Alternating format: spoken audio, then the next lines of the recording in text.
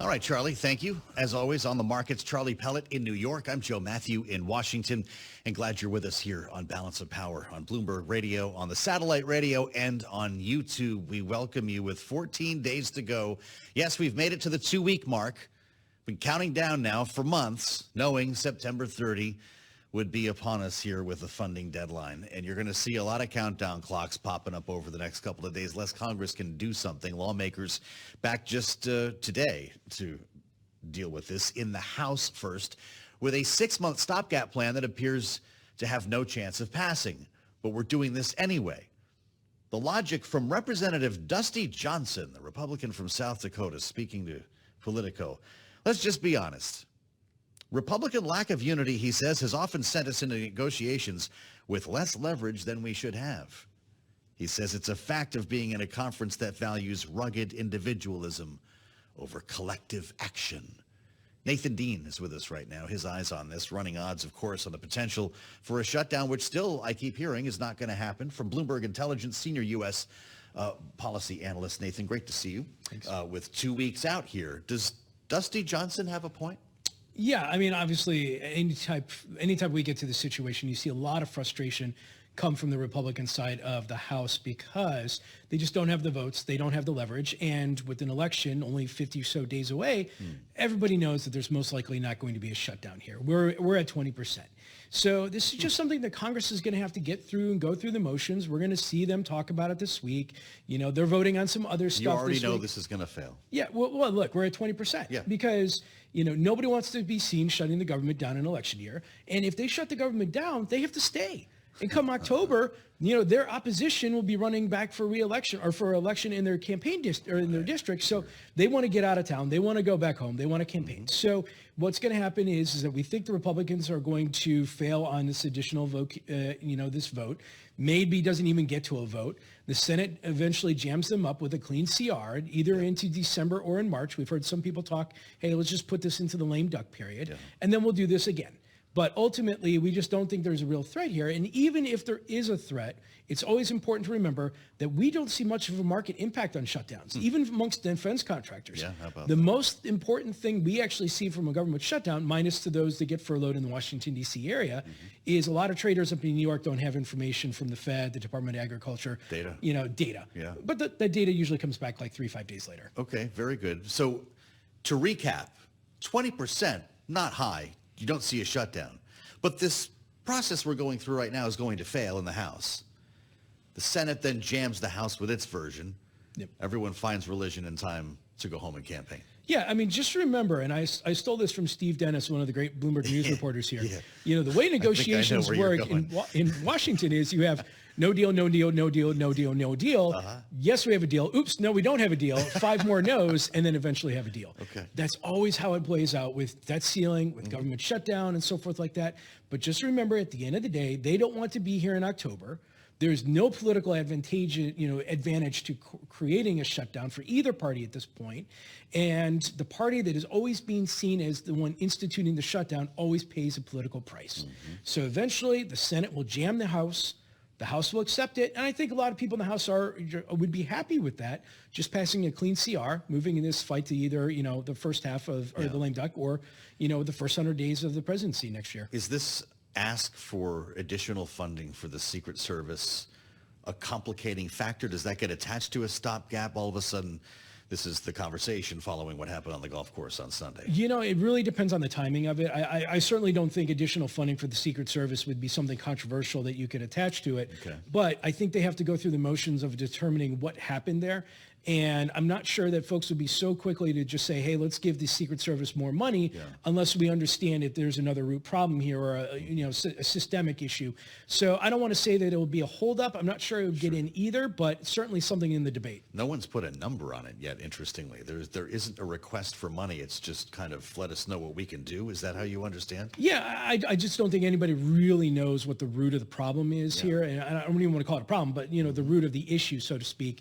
And so I think that, if we had, say, another month until the government shutdown, potentially there could be a funding ask involved. Your phone's been ringing off the hook today, not because of a shutdown. I don't know if anyone, you tell me if clients are worried about this yet. Not They're calling really. you about banks today. How come? Yeah, so the FDIC, the Office of the Comptroller of the Currency, and the Department of Justice have finalized a lot of policy statements and rules related to bank mergers. Now, the headline essentially here, and this is the headline we've put out, is these proposals will make it tougher for bank mergers to occur.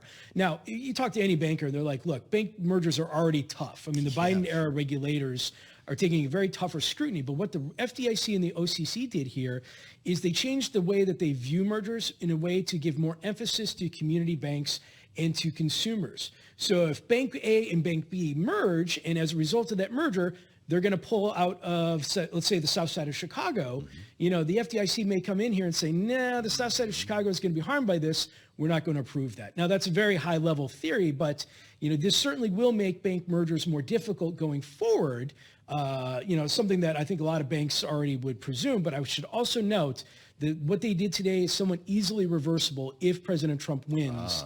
And then they can do this and reverse it essentially at the tail end of 2025. Much like our conversation about Basel III last week, which is kind of interesting when we consider this moment in time before the election. Yeah, the only major difference here is what the FDIC put out is a policy statement, not a rule. Okay. The OCC put out a rule, but the FDIC put out a policy statement, which means that they can reverse it much faster than It'll be a lot easier. Exactly.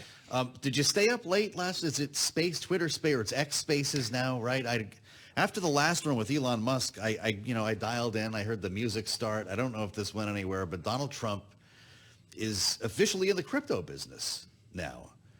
Are crypto bros calling you about this World Financial? What's the point of this whole exercise? And does it redefine somehow the industry as the Trump family is suggesting? So I think the biggest question I get from crypto, clients and folks in the crypto space is, are we going to get regulatory clarity next year? Yeah. Because right now you have this muddied, murky regulation by courts or by enforcement and so forth, and it doesn't serve anybody. Now, what happened last night is President Trump solidified his position as a pro-crypto candidate. He even said, I want to make the United States a crypto capital of the world. Yes. And when you have 100,000 voters that are ultimately going to decide who the president is, maybe there's 3,000 of them that are only voting on crypto. But so what we think will happen is if President Trump wins, the SEC will flip. You'll have much more eased regulation, or certainly the enforcement risk will decrease. Yeah. But you also will have Congress come in and try and pass another bill. Here's where I'm a little bit on a consensus, though. I think the same process plays out if Kamala Harris wins the presidency. How so? Because I think that nobody likes this idea of regulation by courts, where the courts come in and say, in this case, this means this. In that case, that means that. It's very confusing. And so I think that the SEC will come out in a Harris presidency and they'll say, okay, let's get a little bit more clarity. And I think Congress will come together and pass something because they certainly don't want to, defer any of this authority to the SEC. You want to cement it, put it into the statute. But I think there still will be some differences depending on who wins the presidency on the broad aspect. So you get a framework either way, even if it's a Harris administration. That's, we're going a little out of consensus out there, but we think that, we're around 60, 70% of chance of that next year. 67? Yeah, 60 Buried to the 70. lead here 60 with to Nathan 70. Dean. 60 to 70%. Yeah. That's important. World Liberty Financial, I think I misstated it, by the way. Donald Jr. said after comments from his father, it's a real problem that needed to be addressed. And honestly, I think this is the way, the idea of decentralized currency. If you're the president of the United States, isn't it part of your job to embrace the U.S. dollar? Yeah, but let's talk about crypto. And there's really two aspects of cryptocurrency we're talking here. One is decentralized finance that's completely decentralized. So there's a lot of crypto firms out there and crypto players that don't want any U.S. regulation whatsoever. Just leave us alone, let it be, just let it be. But that's not ever how it's going to work in the United States. Our theory is that the American government will never allow a decentralized currency to take form without some form of control or regulations, consumer protections, if you will. And so for all the folks that are in that side of the crypto that wants the wild, wild west, there's other side that says, look, we need to work with regulations. Think of Coinbase, for example. Coinbase is spending a lot of money, talking to folks up on Capitol Hill about this idea of legislation, regulation, and so forth like that. So we think that President Trump would fall on the latter, that he would work with Congress and potentially appoint an SEC chair to put additional rules and so forth out there because it would be very murky and a lot of consumers potentially could be harmed if you fell into the Wild Wild West scenario. Fascinating. Where does this World Liberty Financial fall in the sort of pecking order or food chain of crypto platforms? Well, it certainly it needs open interest. It needs volume. And so it's way too early to say. I mean, obviously, if you're an American consumer and you want to buy a Bitcoin, you may go to one of the biggest exchanges, or you may just pull out a digital wallet and do it yourself. But, crypto over the last couple of years has been really seeking to be institutionalized, getting the institutional investment. So the Bitcoin ETFs and so forth like that. What President Trump proposed last night, it's the first step of many, many steps they get to there. We ran some good odds today, okay? 20% on a shutdown, 60 to 70% on a crypto framework from a Harris administration.